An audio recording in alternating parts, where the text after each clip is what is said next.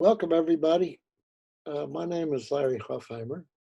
I am the founder and chairman of the Macular Regeneration Association. First, I want to thank Regeneron and Novartis for their support of these virtual programs. I also want to thank the Division of Blind Services and the Lighthouse of Pinellas for additional sponsorship of this program.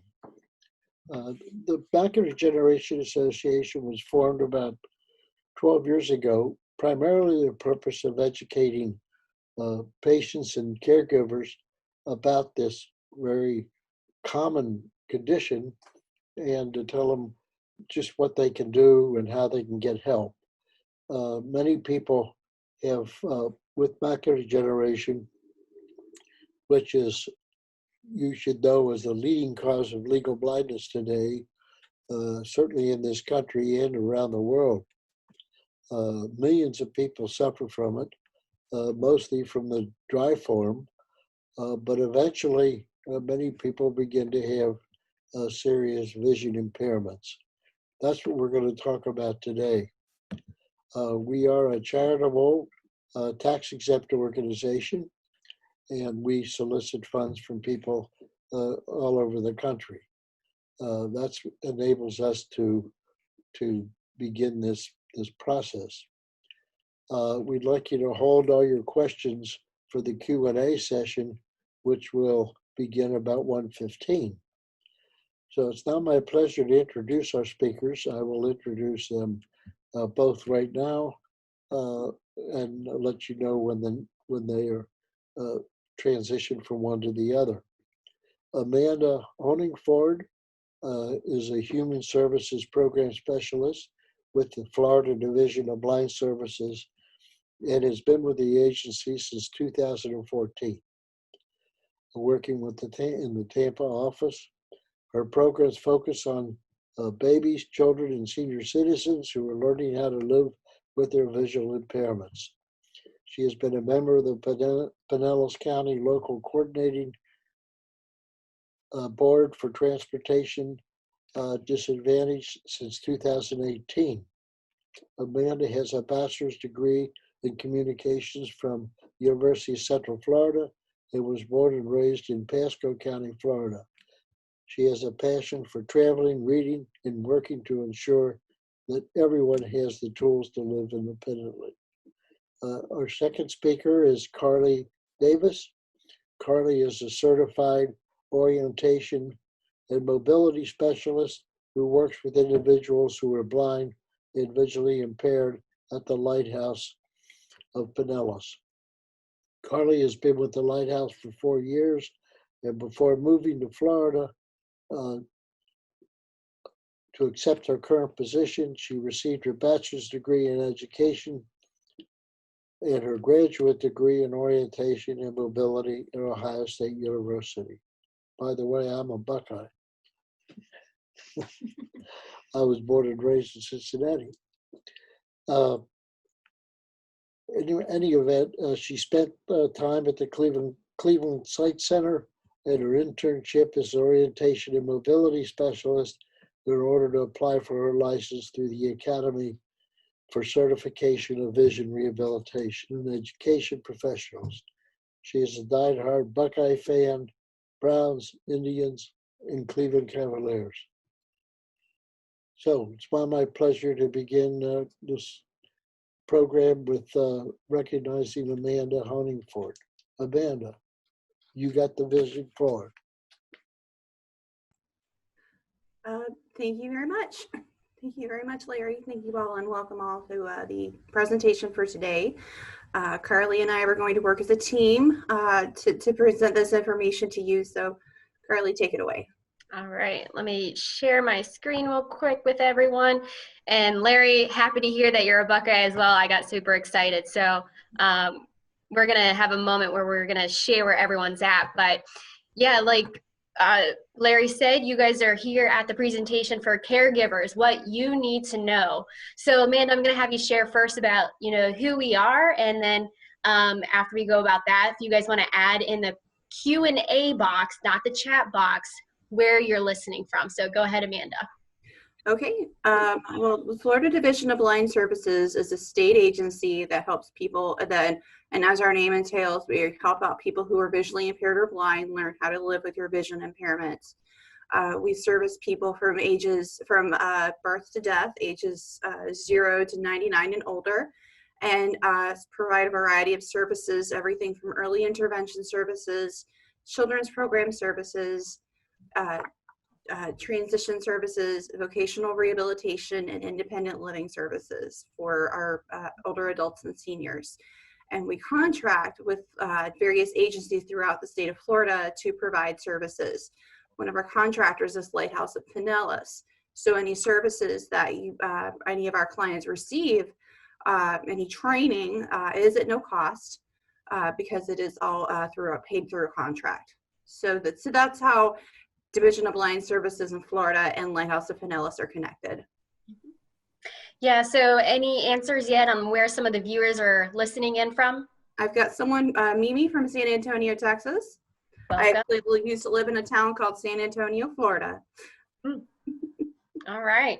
So I'm going to share a little bit more about what the Lighthouse of Pinellas, who we are as well and what we do. And so even though you guys are not here with us in Florida, Lighthouse of Pinellas, if you've heard of Clearwater Beach, St. Pete Beach, that's my neck of the woods. And talk about a beautiful area to live in. I love it here. Partially why I moved down from Ohio is the beach, but also this job. So even though you guys aren't maybe local to us, we definitely want to go into different services that we offer because there's other agencies throughout this country.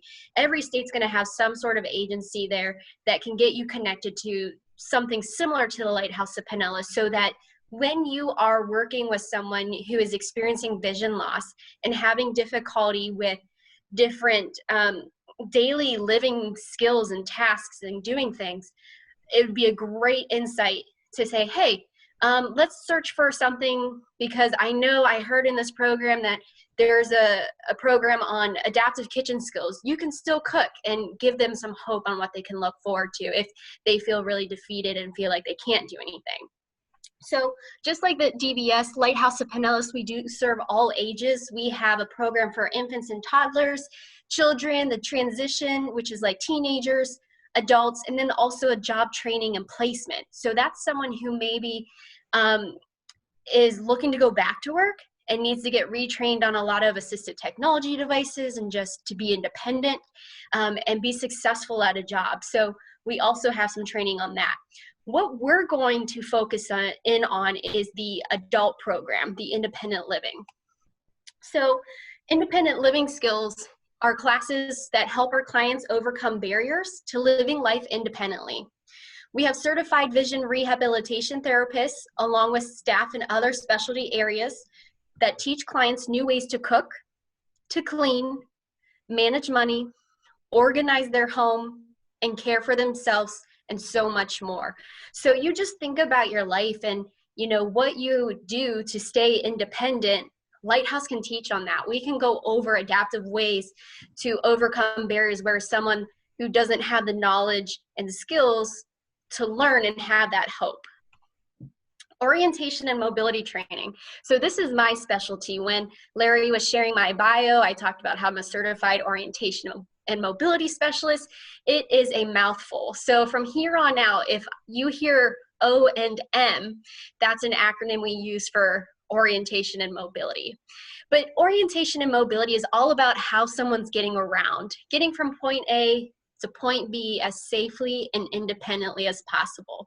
So when people are starting to experience vision loss, they have some fear. They don't want to bump into things. They're afraid to trip. And especially with later on in age, we do not want to fall because that just can cause a lot of other issues. So in orientation and mobility training, we discover new techniques for traveling independently and safely, problem solving, and accessing public transportation.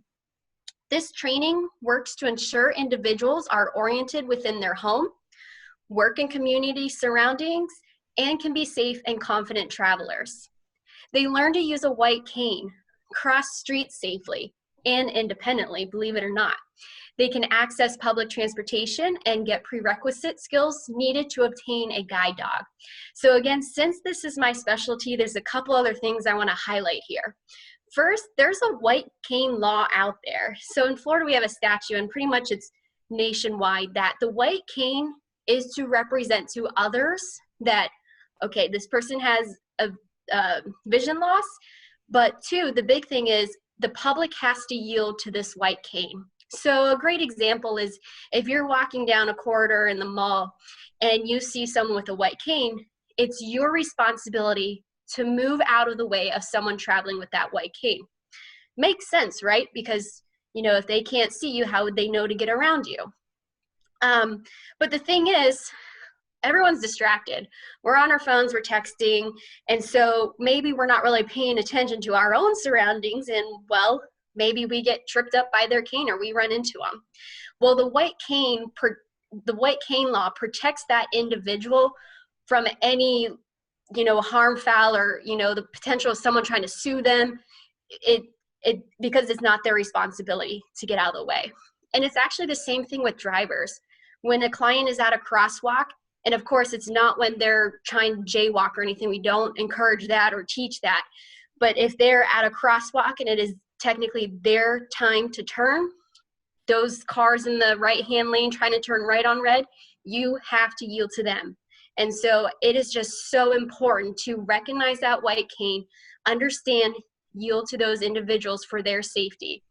But the other thing I like to share about is we all love dogs. Guide dogs are so cool. They're awesome. Well, in order to get that guide dog, they have to go through the white cane training. So if you meet someone and they're like, okay, I just want a guide dog. I want to, you know, I don't want to use the stick. I just want to be guided around with the dog, because, you know, it has a different feeling to it, a different stigma that they feel. So please know that the white cane training has to come before they're even eligible to apply for a guide dog.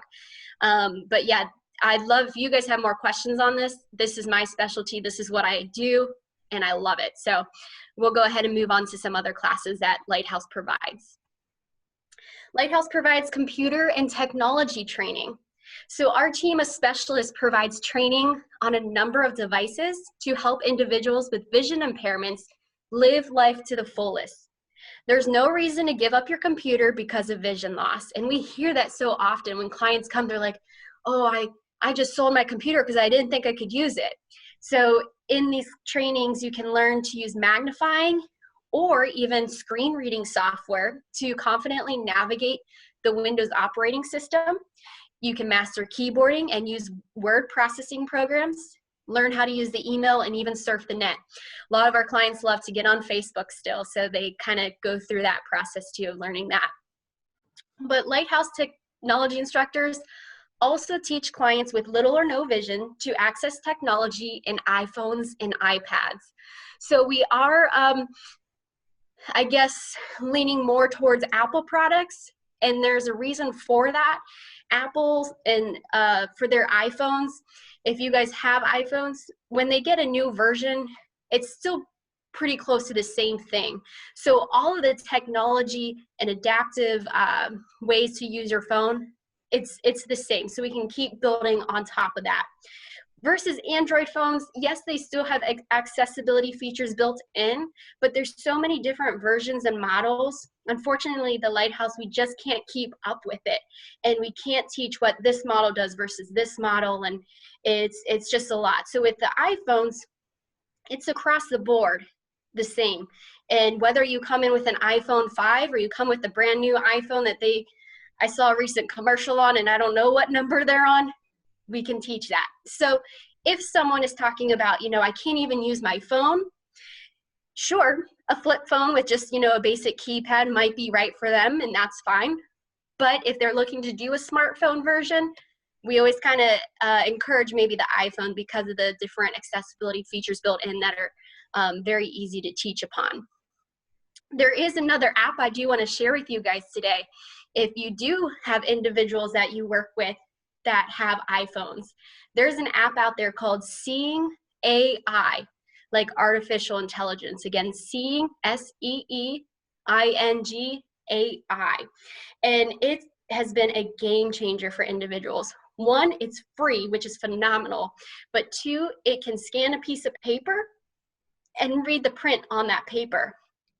If they're trying to look up the directions on a box of food or macaroni and cheese or something like that, they can scan the box and it'll read the directions to them.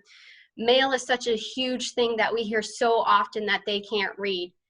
Seeing AI, if they have that, again, they can take a picture of their mail and it can read the text to them. There's some other features within that app. It can do like color identification and some other things too. But again, for a device that they already have, they don't need another device to add to their bag, and it's free. It's an awesome feature that they can get into. So another important service that the Lighthouse offers is coping with vision loss. So if you know anyone going through vision loss and losing their vision and their sight, it is mentally really, really tough. Vision loss is devastating. People who lose their sight may experience both physical and emotional changes that can affect their personal well-being. Coping with loss classes at Lighthouse of Pinellas help in the transition, recovery, and adjustment to living with vision impairment. Coping classes also teach stress management, problem solving, and self-advocacy techniques, and address anger, depression, and other common concerns associated with low vision or blindness. So at the Lighthouse, we have a couple different ways we do this class, and one of them is a group-based coping group. So we're going to get into this in a minute, but Lighthouse with COVID right now, a lot of things are being done virtually. We're ongoing with training, but prior to that, clients would come into our building and we would have an actual coping group. So we would have anywhere from 6 to 10 people maybe in this class. I think 10 was, it might even be 6 to 8 because you don't want too many. You want to give everyone a chance to speak. But not only do we go over these different coping strategies, but it just gives them a time to relate to others that what they're going through. I hear countless of times when I'm working with my clients that, you know, they get frustrated with their inner circle because no one else is experiencing vision loss and they just don't get their frustration. And maybe they try to relate to them and, you know, they understand they're trying to help them out, but they just get so flustered sometimes with trying to explain what's going on. So this is a great time for our clients to come together, meet each other, and actually share the issues they're having. And it's, you know, when we're talking about coping strategies, one of them is just, you know, letting it out, sharing what's going on, and being heard and having that person understand you. So there's so much value to it. We also have something that we do one-on-one counseling with.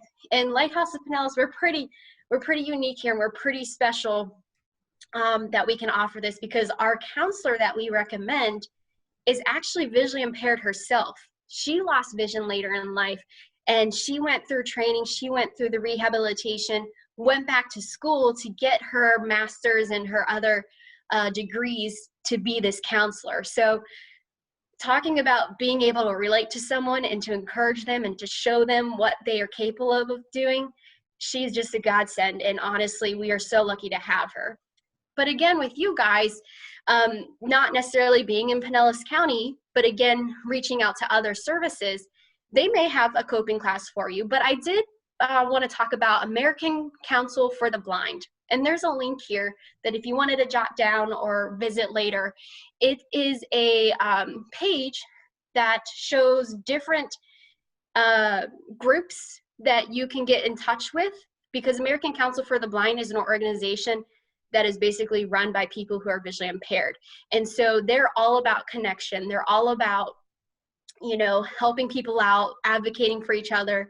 And their groups are like, they had a music and artist group, they have a book group. There's tons of different ways to get connected. I think a women's group, but in general, for instance, they're not Lighthouse of Pinellas County, we have the Pinellas Council for the Blind. So that's another branch from this American Council for the Blind, where we refer our clients to if they want to be connected and stay connected with people who are vision loss. And the Pinellas Counselor for the Blind, like I said, they do advocate for each other, but they just socialize as well. They like to go bowling. They like to go out to a bar, and I've heard they've gone to karaoke, and they just have a grand old time. So encourage people that you know experiencing vision loss to, one, get connected with the group or other people that they can talk to about vision loss, that they're both going through that, or even, you know, if it's severe, we might need to get some mental help, might need to refer to a counselor, see if someone can help talk them through what's going on in their change. At last, one of the other categories of training that the Lighthouse provides for our adults is low vision training. So as you guys know, when someone is blind or visually impaired, being blind doesn't mean you're completely blind. You still may have some usable vision. And so that's why we have this low vision training. And if I were to say there's one thing out there that the general public doesn't understand, it's that someone can have a white cane and still use some vision, or still use a phone where they think that they can't see anything and can't do anything. So anyways, back to my point with the low vision training. Again, we have certified low vision rehabilitation therapists at the Lighthouse who conduct a low vision assessment and provide a wide variety of training in these areas, which include visual skills training to maximize use of remaining vision. So we're talking about scanning and tracking here visually. Training in the use of adaptive equipment to meet your reading and writing goals. So in the picture, there's specifically a gentleman using a magnifier to look through to see his phone. And then also recommendations for lighting and environmental adaptations to improve safety in the home.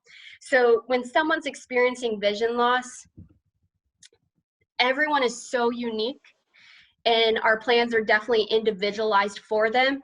But one of the other things is just hearing, and I had this conversation earlier this week with clients on lighting. Going into Publix or Walmart, these fluorescent bulbs are awful for them. And then when they go outside, they have to have this time, a period of transition to let their eyes adjust a little bit. And it's really rough on them. So lighting is really important for clients, and figuring out what is the happy medium. And everyone's different. You might think, well, you need more light. Well, in reality, that individual, it might be too much or too bright. So be flexible with that, and having an agency like the Lighthouse can help find that happy medium for them. So again, going through all of these specific areas of training is just to give you some insight on what someone can learn when they enroll in a rehab program. And so whether, again, you're not necessarily in Pinellas County, but look up different state agencies that are available to you that can get connected with a future client. So I love this next slide. When we're talking about caregivers, what do you need to know? I wanted to talk about what it takes to be a caregiver in regards of what personal qualities or characteristics should you have. And the reason why I love this slide so much is because a couple weeks ago, in one of my group classes that I've been doing over the phone, I asked the ladies in the class, and I said, hey, what do you want to see out of a caregiver? And I told her, you know, I'm doing this presentation about, you know, what caregivers should know. And so the top 4 responses in this list are from my actual clients giving their firsthand experience. It's not mine, it's theirs. And so honesty, respect, patience, and advocacy. I'm going to go over those a little bit more, but then Amanda's going to share a little bit on the self-care point.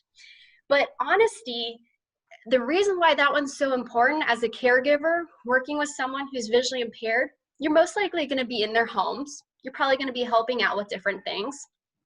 And when you go into someone's home, it's personal. They want you to be honest. They can't necessarily see your every move. They're hoping you're not going to take advantage of them, or, you know, maybe steal something. So honesty is huge with being a caregiver. Another one that they talked about is respect.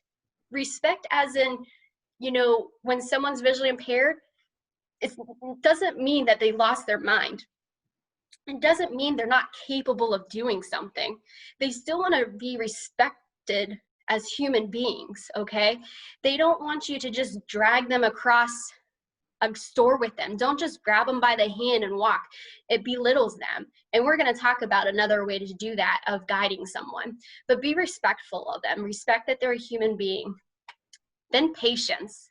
So with vision loss, you know, clients, they don't give up all the time, and they want to try to do something on their own. It means a lot to them. They want to still have that self-worth and purpose.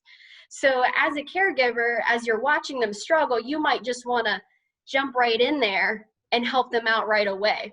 You want to fix the button on their shirt, or help them tie their shoes real quickly, or pick out, you know, the can of food they're trying to find, because it's quicker. But we need to step back. We need to be more patient. We need to give them time to figure it out on their own, and allow them the chance to ask for help when they need it. Don't overstep your boundaries of doing too much. And so sometimes knowing the client is going to be important and able to balance this out, because some clients, just even from my experience with working with them, they're like, their hands are up and like, okay, you do everything for me, which isn't necessarily a good thing to do. Because again, when someone lets go of all of their to-do lists, or, you know, things that they would do throughout the day, they lose that self-worth or purpose in life. And so mentally, they're not going to be as strong later on. But then you have the other clients that, you know, do want to work on things. And again, it's giving them the chance to struggle a little bit. Let them try to figure it out. And that means a lot to them, instead of someone just jumping in right away to save them. And then advocacy. So another important thing for clients is, with advocacy, they're talking with the doctors a lot, trying to figure things out. They need help with phone numbers to find phone calls for the doctor, or to make phone calls for the doctor. And they just would like, it's kind of the opposite of patience a little bit. They need your help. They're going to ask for some extra help for different things in life, that they just need an extra person to stand up for them. That's what it's all about too with advocacy, is helping them get their rights, or their needs met, and have their rights still. So don't be afraid to, you know, put in that extra elbow grease there to make sure they have got signed up for the Lighthouse and things are moving smoothly with that. So again, these top 4 answers were all from clients that I talked with a couple weeks ago on, you know, what are characteristics you want to see in a caregiver if they came out to help you out. So Amanda, go ahead and share a little bit about what we mean by self-care. Okay, thanks, Carly. I came from I was a caregiver for a family member who was going through a major illness, and one of the biggest things that I learned as a caregiver is to take care of myself. You have to take care of yourself as a caregiver, because I'm sure you may have heard the expression, you can't pour from an empty cup. You need to make sure that you take care of yourself and are taking care of your physical health and mental health and emotional health, because this will allow you to be there for your family member or your parents. I had a series of health issues that were occurring while I was advocating for my family member, and I had to take a few weeks and take care of that health issue in order for me to be able to continue advocating for my family member. And I can speak again as a caregiver to every single thing that Carly spoke about, with honesty, respect, patience, and advocacy. Because one of the biggest things is, you can kind of picture yourself in your family member's shoes. Do you want to give up that? Because, you know, the whole goal is to hopefully eventually be independent. And if a person isn't able to take care of, you know, learning how to organize their closet and, you know, organize your house and things like that, if they're not learning it, if your person you're being a caregiver for is not learning it themselves, it's going to take away, as she said, that sense of self, that sense of self-worth. And, you know, that is the most important thing, because it's hard to give up that sense of control. it's hard for us to want to give up our ability to make our own decisions and take care of ourselves. We're adults. We should, the expectation is that we should do that. However, it's not always the case when someone needs help. So be honest with someone. Don't talk behind someone's back. Be respectful. Be patient, because this is going to take time to learn a new skill. And especially if someone has other health impairments other than vision, which is a common occurrence, especially in older individuals, it's going to take time for someone to learn a new skill, especially if you're learning orientation mobility or Braille. Someone wants to learn Braille, and we've had 90-year-olds learning Braille, it's a different way to kind of learn how to function in society and without the loss of without one of your senses. And it's something that takes time. So be patient, but don't be afraid to be that advocate when your family member is struggling, because they're going to have some struggles, and you're going to have some struggles. But again, just make sure you're honest with them, with your family member, and take care of yourself. Because as I said, you can't pour from an empty cup. So make sure that you're staying healthy, staying well mentally, physically, and emotionally. And you'll do well. And just remember too, because it's your family member, and you both know how each other works, and try and work towards your strengths. It's not always going to be easy, but it is very, very rewarding to know that you're helping someone else, even if a family member, a friend, what have you. It's a very rewarding work to be a caregiver, and I applaud you for everything that you do as caregivers to take care of your family members and friends. Yeah, absolutely. Thank you, Amanda. All right, so like I mentioned earlier, kind of going back to that respectfulness, don't just drag someone across your grocery store by grabbing their hand. That makes them feel like a child. So I want to go over what's called the guide technique. You might hear this being referred to as human guide, sighted guide. My profession continues to kind of change it up a little bit, and they said, let's just drop it and just call it the guide technique. So like I said, if you go through other things, you might hear sighted guide, human guide, but it's the same thing. It's a method by which a person with a visual impairment can walk safely and comfortably in contact with another person. So you are guiding that individual around a certain space that's maybe unfamiliar to them. So I have a video here that we're going to watch that goes over some great techniques for for using the guide technique. So let me get this started.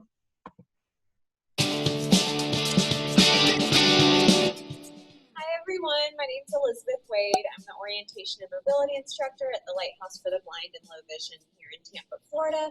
I'm here with my friend Jeanette, and we are going to show you how to properly guide a person who is visually impaired, which is known as giving sighted guide or human guide. So when you want to give someone guidance, or if you want to offer them sighted guide, it's really important that you don't just go up to the person and grab their arm. This is going to take away the person's control and independence, and it's honestly just really inappropriate. The best way to approach a person who you believe needs guidance is to simply go up to them, speak directly to the person, and say, "Hi, would you like to be guided, or do you need any assistance?" If the person says yes, that's when you can go ahead and say, "Hey, I'm going to tap your arm, let you know where I am in relation to you," and then the person can take your arm. Once the person has willingly accepted your assistance, that's when they can take your arm and you can begin to guide them. It's very important that you let the person being guided or the follower hold on to you, not the other way around. That way they can really follow your movements, and if they want to let go, they're able to let go. The guide should always be about a half a step in front of the follower, and that way the guide will approach an obstacle or a step before they do. Jeanette has willingly accepted my assistance, so I'm going to allow her to take my arm. She is going to grab my arm right above my elbow. with her thumb on the outside of my arm and the other 4 fingers on the inside of my arm. That's the most comfortable way to hold on to a guide's arm. All right, and we're just going to walk around a little bit.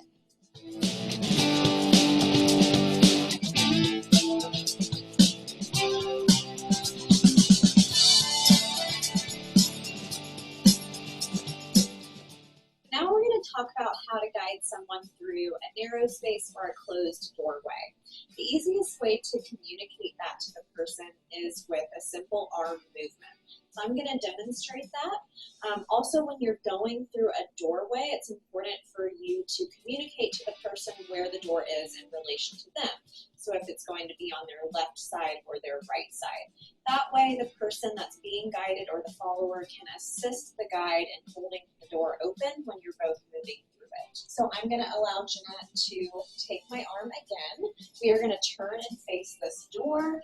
I am going to communicate to her that there is a narrow space that we're traveling through. So I'm going to put my left arm behind my back. She will feel that and then move her hand down to my forearm, making a single file so we can both fit through the door. I'm also going to communicate verbally that this door is going to be on her left side, so she can use her left hand to help hold that door open, and then we can easily move through it together.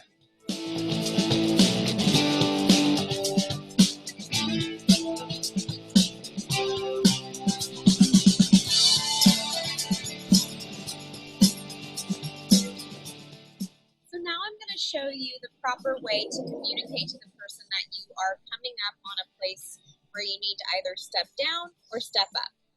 Now, it's very important to understand that a person who's visually impaired is not able to see that a step is coming up. Therefore, they have no ability to prepare themselves to react to the fact that that step is coming.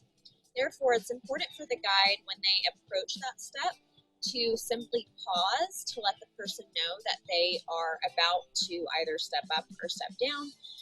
And that way the person will know, okay, there's a step here, and they'll be able to prepare for it. So now I'm going to talk about how to properly turn around with someone. So let's say you step onto an elevator, a very tight space, where you need to turn around very quickly and you don't have a lot of space to take up a whole lot of room. So when you need to simply turn around and not take up a whole lot of space, all you have to do when you get to that area is simply have the person let go of your arm, turn to face each other, and have the person take your other arm. Now we're going to show you how to properly guide someone to a place to sit down.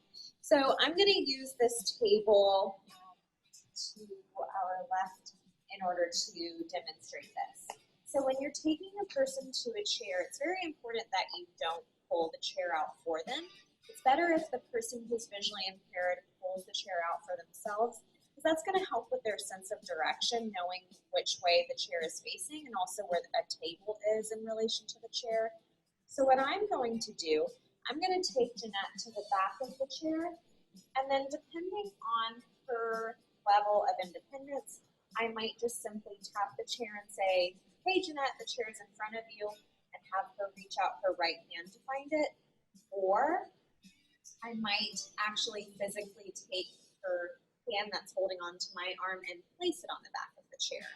And then from there, she's going to be responsible for pulling out the chair for herself and making sure there's nothing in the seat before she sits down. Thank you guys for watching this video on how to properly guide someone who is visually impaired, also known as using a sighted guide or a human guide. These are just some simple ways to assist somebody without making it awkward or uncomfortable, and I hope you learned a little bit today.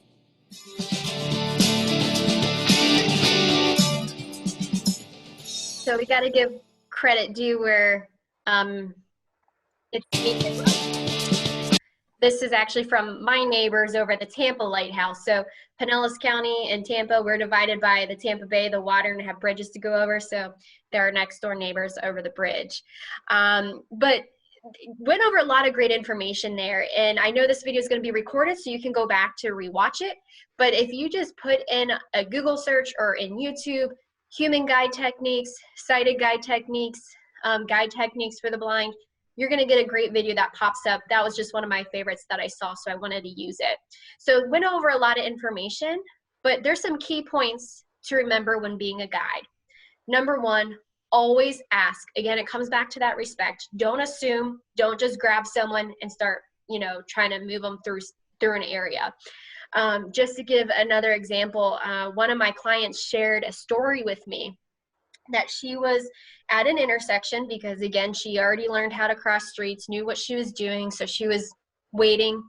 And this stranger came up and just grabbed her, freaked out, like, let me take you. And my client said, she's like, I freaked out. I thought someone was robbing me or trying to kidnap me. So always approach someone verbally first, asking them, hey, do you need assistance? Don't ever just kind of creep up on them, not say anything, and grab them. So you just think about yourself and how scary that would be. That's an issue. I did want to jump in real quick. That always ask is true for any situation when you're a caregiver. Always ask the person you're helping, unless they're unable to help themselves. Always ask if they need help.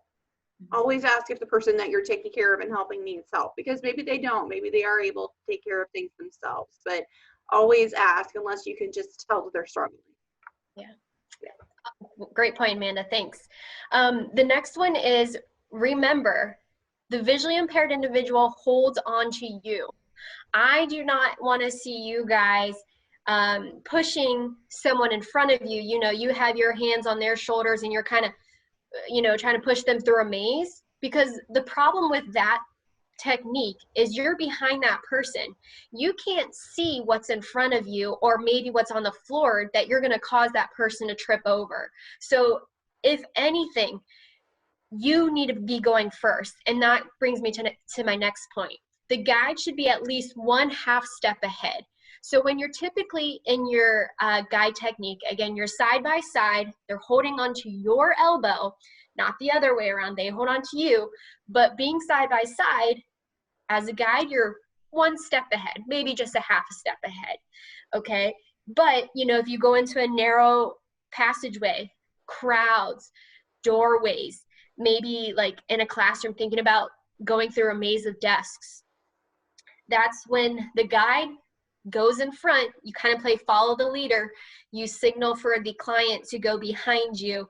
They kind of stretch out their arms so they don't, step on your heels, but you play follow the leader till you get through. Then they come back up to being side by side. And then the last thing I really want you guys to remember when being a guide is they are relying on you. So you need that responsibility, or you have that responsibility. You have to be aware of the surroundings and tripping hazards. That's ultimately the goal here, is getting that person safely to the destination. So you're being aware of tripping hazards, steps, curbs, just maybe a thick rug that you think, okay, I need to make sure they're not going to trip over this. You can verbally tell them, what's coming up, and then stopping at those tripping hazards so that they can, feel with their toe and get over it successfully. But other things being aware of is, when you're side by side, being aware of, being aware of their outside. So whether they're holding onto you with their right hand, that means you need to be more conscious of the left side of their body, because that's more exposed. So being aware when you're turning corners, not turning them too sharp and having them run into a corner, or in a grocery store when they have extra bins out in the aisles, making sure you're making wide enough turns. So it kind of just comes down to that common sense of being aware of your surroundings and tripping hazards and making sure they're not bumping into things.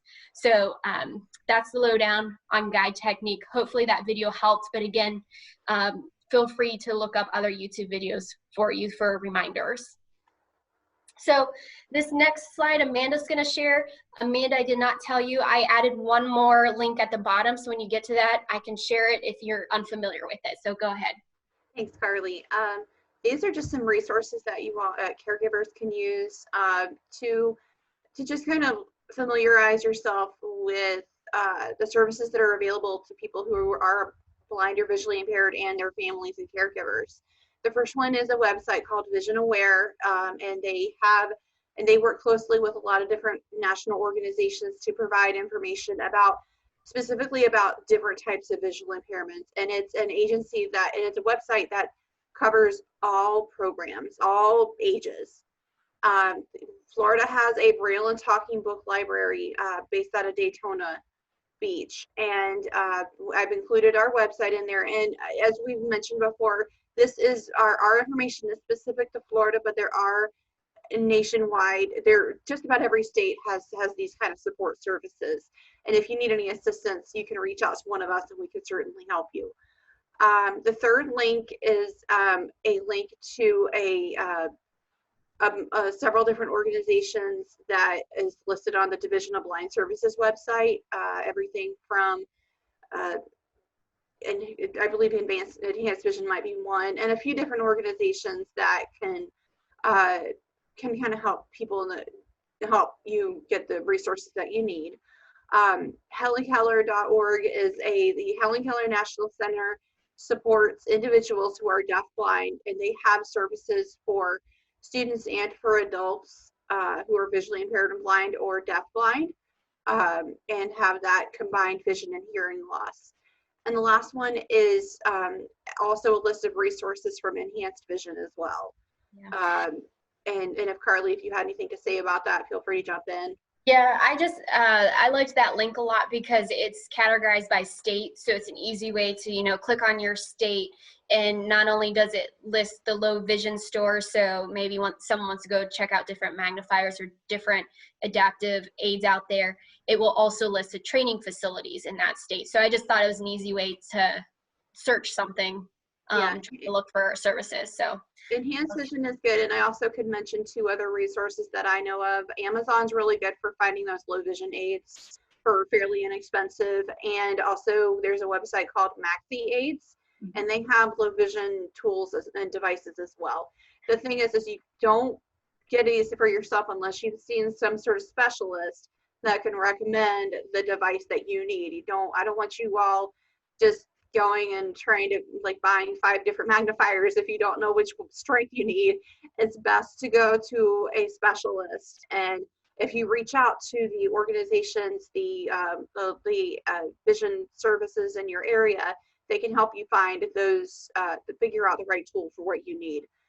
It's all about finding the right tool, and organizations like Lighthouse can help you figure that out. Absolutely. Everything is individualized. Yeah, and I definitely want to echo that because unfortunately, I've had clients come and meet with us for the first time. They're like, I spent thousands of dollars on this and that device, and they don't work. And that's reality. You've got to make sure you're finding devices that work for you. So Amanda's point on making sure, even as a caregiver, I wouldn't necessarily recommend going to a low vision store without having a specialist there to go over things with the client, because there's no use of buying something that's not going to work and spending that money. So the other thing I usually share with clients, though, sometimes some low vision specialists that might be in like a sales room, or they're probably just more salesmen and not low vision specialists. So let me correct that right there. But if you go into a store and someone tries to sell you something, and again, it's a bit pricier, always help advocate to have a trial period, because sometimes what I found out with clients is they are in this controlled environment, and when they're using these glasses that they put on, or these type of magnifying goggles, there's so many cool things out there now. It worked really well. They were able to see things on the wall, like print, as if they were to go into a fast food restaurant and see the menu. They have these different scenarios where they can practice using it, again, in this controlled environment. Well, once they go home, it's a different story. They didn't have more practice on it. The lighting's different, and coming back to that whole lighting situation, the environment's a little bit different, and then they're just not successful at home with this new device. So whenever money is being dropped on something, and again, sometimes these things can get pricey, ask for a trial period if you can. But if you're working with a low vision specialist or an instructor at vision rehab service agency, what they'll typically do is go through a training period with you on it anyway. So that's the best route to go, in my opinion. So just be aware of that. So thanks for bringing that up, and just wanted to echo that point from Amanda. All right, we'll go ahead to the next slide. So going back to other resources I want you guys to know about is transportation options and resources. So if we go back to the slide about coping with vision loss, when it gets real is usually when clients have to hand over their driver's license and the keys to their car. That is when the mental breakdowns happen. That's when that the stage of grief. They're in that depression mode. Isolation happens. It's not good. And I hear that probably from every single client. The worst process of going through this vision loss and new way of living is giving up driving. So I just thought this resource is so important to share with you guys as caregivers, to know what's out there for them. So if they live within city limits or somewhere that has a public bus, they can ride the public bus. And you're probably thinking, no way, they can't see. How are they gonna, cross the streets? How do they know when they get on the right bus? Well, that's when the orientation and mobility training comes in. We go all over that in training. So, but of course, with riding the bus, here in Florida, it's really, really hot outside. Sometimes the bus stop is a little bit further away than what you want. So there are some reasons why buses just might not be the best route for someone for their safety and health. So that's where Paratransit comes into play. So Paratransit is a service that by law, the state has to provide within, I think it's within a mile of a bus line. So again, if you're individuals you're working with as caregivers, if they live within a bus route or bus stops, Paratransit will be available for them. So what is it? I put a picture here. It kind of gives an example. It's a vehicle that's going to come and pick them up from their house. It's considered door-to-door service. So here in Pinellas County, we call this DART in our county here. And so one option is a van might come that's wheelchair accessible, because it's a shared ride. Just because someone who's visually impaired, there's other reasons for people who might need to use Paratransit. So other physical conditions maybe that, with wheelchair, they need to get on this van. But it's a smaller vehicle that's going to come pick them up is what I'm getting at. It could be this van, it could be a regular sedan, but they come pick the client up at their house. So typically Paratransit have very similar rules and regulations throughout, because it's, again, part of the ADA regulations and laws of what you need to provide. So I'm just going to go over a little bit more about Insight and Pinellas County services to give you a more well understanding of what what it's all about. So again, I mentioned it's a ride that comes and picks up the client. And here, our drivers are responsible for what's considered door-to-door transportation. So they're going to come up, they'll even knock on the individual's front door, meet them at the door, provide guide technique if needed. Not everyone needs it. Some can visually still follow the person. But then they'll assist them in the vehicle if needed, and they'll drive to the destination. Now, in order to keep costs low, because here in Pinellas County, this ride costs $4.50 one way. So in order to keep that cost low, it's a shared ride, or like carpooling. So they might pick up some other individuals along the route. And because of that, you have a window of like a waiting time. So if you had to be at an appointment at 8:30 and it takes 15 minutes to get there from your house, they're going to say, okay, the latest pickup that will come is 8:15, but we might be there as early as 7:45, 30 minutes before your actual needed last minute pickup time. And that's to ensure that the drivers have time to stop along the way for the other riders along that route. So because it's a shared ride and they have this ride mapped out and strategically placed on who they're picking up, the individuals do have to schedule the day before. So there's definitely pros and cons to this. It really helps out with getting directly to your location, but you have this kind of waiting time, the 30-minute pickup hour or 30-minute pickup window. And then you have to know at least a day beforehand and have it scheduled. So it's not going to be considered what's on demand, but it's a great service to make sure clients know when they need transportation. Now, Uber and Lyft are on-demand transportation options. And so here in Pinellas County, we're pretty lucky. There's a new program underneath DART that they have contracted out with Lyft, where it's called Mobility on Demand. So the price is the same, but you don't have that waiting hour. Basically, the closest driver will get to your house and take you to your destination for $4.50. Of course, you can only go within Pinellas County, so there is a boundary there. But going back to this mobility on demand, which is nice, still is cheap, you know, this just started for us at the beginning of this year, so we didn't have that before. So for my clients that needed on demand, you know, something came up and they didn't know ahead of time to be able to schedule DART, Uber and Lyft are a great alternative. You could put cabs in this category as well, but I like to teach clients Uber and Lyft because my personal preference, I want to see my fare up front, and I like to have my information on the drivers. And then the information on the drivers, when you get that beforehand, if you guys are familiar with scheduling Uber and Lyft in the app, it's a great way for the for the individual to connect with the driver directly. A lot of times when you're calling cabs, you call through a dispatch and then they just send a driver and you don't necessarily have the driver's phone number always, where Uber and Lyft you will. So it's really important to have the client understand that they might have to advocate for themselves a little bit more with Uber and Lyft, because you're gonna have to call up and say, hey, I'm visually impaired. I'm probably not gonna recognize your car. This is what I'm wearing. I have a white cane and I'm standing in this general direction, so that they can be successful in using Uber and Lyft.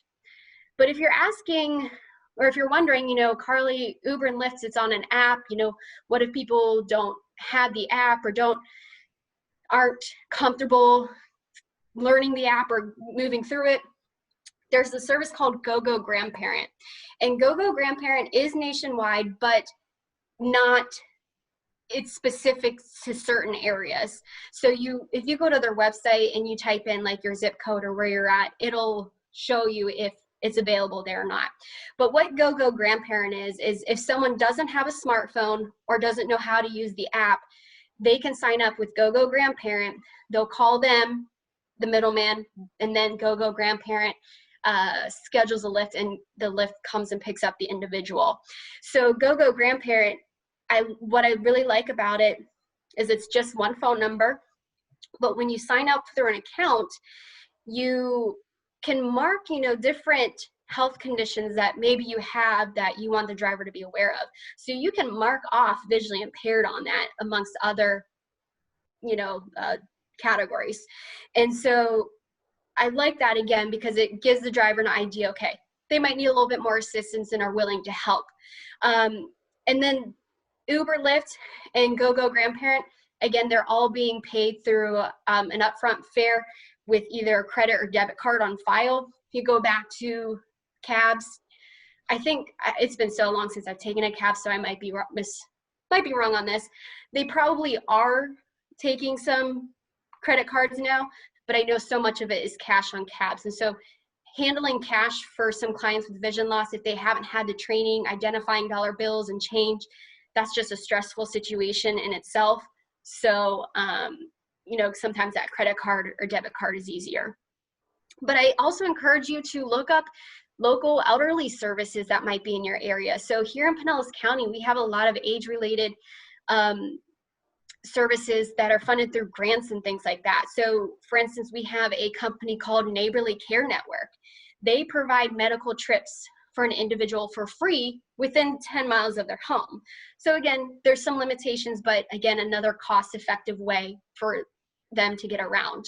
They also have another kind of like a cab service, but the individual driving is like their personal escort, can kind of stay with them or stay at the doctor's till they're done, and then drive them home versus a cab's just going to drop you off and you'll have to call a new one. So, you know, there's different things out there that communities are developing for our population that's getting older. But at last, I didn't know this till I started in my career, but there are some insurance covered medical trips. So clients needing to go to the doctors, they can call their insurances and see if they qualify for a free ride through, typically they use cabs, but you know, a lot of our individuals that we work with are on income-based or low income-based, what am I saying? Low Insurance. Thank you. And so, you know, we got to be cautious of the cost of things, because if you try to go Uber and Lyft 24/7, I actually had a client say that he was spending, and it's going to sound crazy, and I don't know like where he was going everywhere, but he said about $600 every couple months. And so that's just so much for transportation. So if we can connect them to Paratransit or learn how to ride the bus or figure out, you know, what other services are out there for, you know, disabilities or age related, that's going to really be helpful for them. Anything else you want to add, Amanda, in regards to the disadvantage program or anything? No, I think we're good. Actually, we need to we're getting the word that we need to wrap up. Okay. So We're we almost can go ahead and done. go into the Move Q&A on. portion. Yeah. That was it anyway. So Yep. Yeah. I can So stay on for a couple minutes. I do have to sign off shortly because I have another meeting, but we're happy to take any questions that you all have for the next few minutes. Carly, do you still need me to read them out loud to you? actually, because I can probably go back to my regular screen. So Okay. stop share. All right. Okay. So Q&A, I guess. Go ahead. Right. Yep. Help yourself. Jerry Frazier. I think someone already answered you. Yeah. Yeah. Okay. Got it. Yeah, and as I mentioned it to Jari or Jerry, this session is being recorded, and the Macular Regeneration Association can provide there's a link out there for this video as well. So yeah, but if you just the question was regarding the apps that Carly recommended, and she did recommend Seeing AI. And there is another app called Be My Eyes, which you can actually communicate with someone who is sighted to help you read what's on the back of a cereal box, for example. And so that one's a good one to note, because that's for Androids and iPhones, and it's free. And like she said, you talk to another actual sighted individual. It's kind of like a FaceTime example, and actually there's no limit on it. So exactly. Great. Donna asked the question, how do you handle a loved one that gets mad at you because they're feeling helpless? That's a very good question, because many times when we're you know, many times when I was working with I'll divulge my mother, we would get frustrated with each other. But if you, and just like in any situation, if you communicate with the person that, you know, that this is a frustration and this is something that you need to work on together, communication is the biggest key. And then sometimes you just need to walk away from the situation. I apologize, there is some construction going outside my office right now. So if you hear a little feedback, that's what that is. But the biggest thing is communication. And then again, goes back to the self-care. Sometimes you just need to take a step back and take a breather, refill your cup.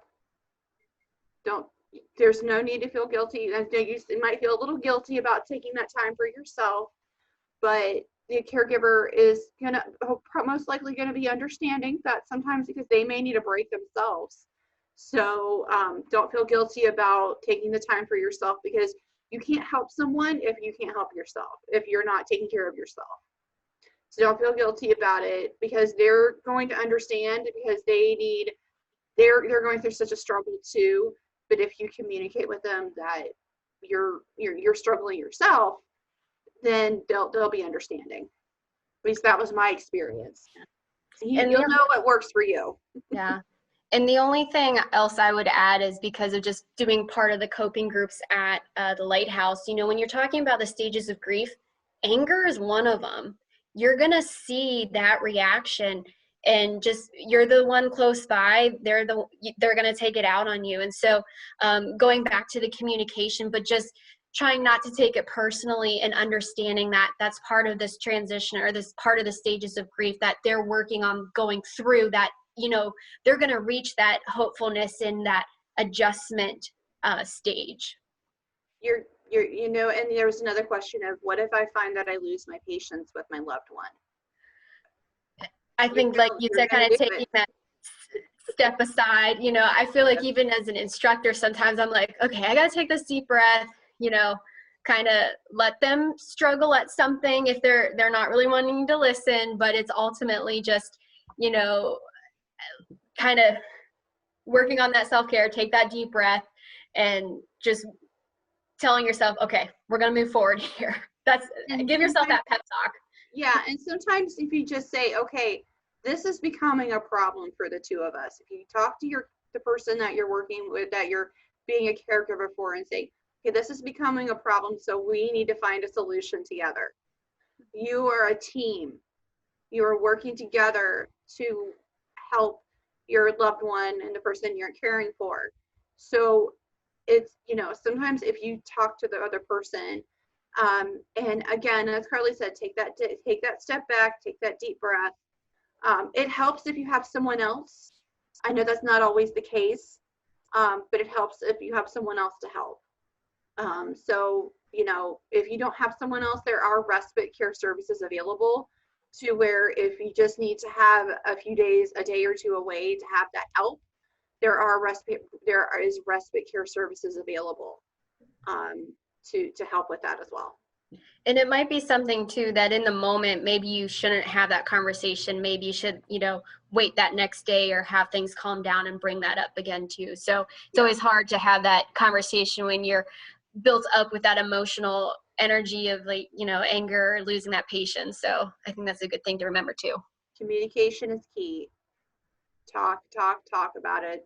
You know, you may end up establishing a different kind of rapport, a different kind of relationship. So yeah. So are there any other questions, or anyone else have anything else they'd like to bring up? Thank you for sharing, Donna, and asking those questions. I know that's on a lot of people's minds, I'm sure. All right. Well, I think, Larry, we can pass it back off to you. Okay. I want to thank you, and I hope this was a benefit to our caregivers and patients. Please consider following the future patient seminars by going to macularhope.org. Anyway, thank you for our panelists and guests. It's a very informative and helpful presentations, and stay safe, and we hope to work with you again soon. Thank you.